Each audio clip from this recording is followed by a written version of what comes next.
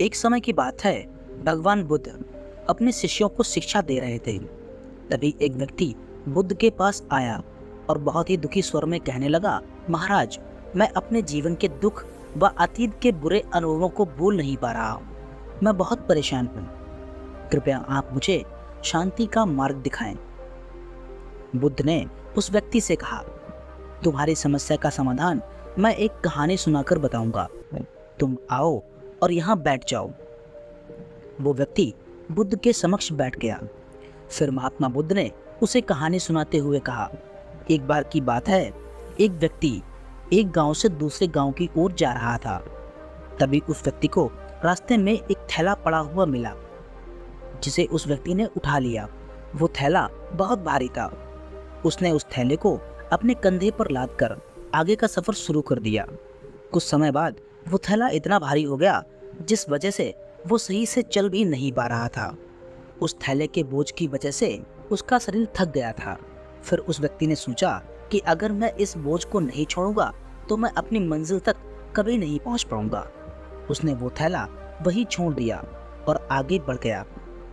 कहानी सुनाने के बाद महात्मा बुद्ध ने उस व्यक्ति से पूछा, तुमको क्या लगता है, उस व्यक्ति ने सही किया या गलत?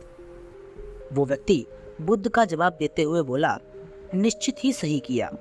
अगर वह उस बोझ को ना छोड़ता तो वह अपनी यात्रा पूरी ना कर पाता। फिर बुद्ध ने उस व्यक्ति से गंभीर स्वर में कहा, तुम्हारा अतीत भी उस थैले के बोझ जैसा है।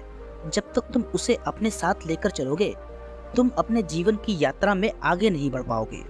शांति प्राप्त करने का एकमात्र तरीका है कि तुम अपने अतीत का बोझ वही छोड़ दो जहां से वह शुरू हुआ था, क्योंकि अतीत को पकड़ कर रखने का कोई लाभ नहीं है।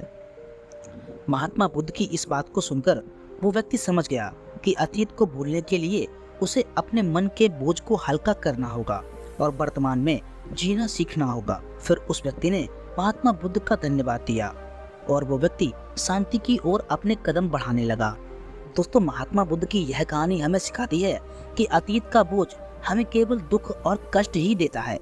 जब तक हम उसे पकड़े रखते हैं, हम जीवन में आगे नहीं बढ़ पाते।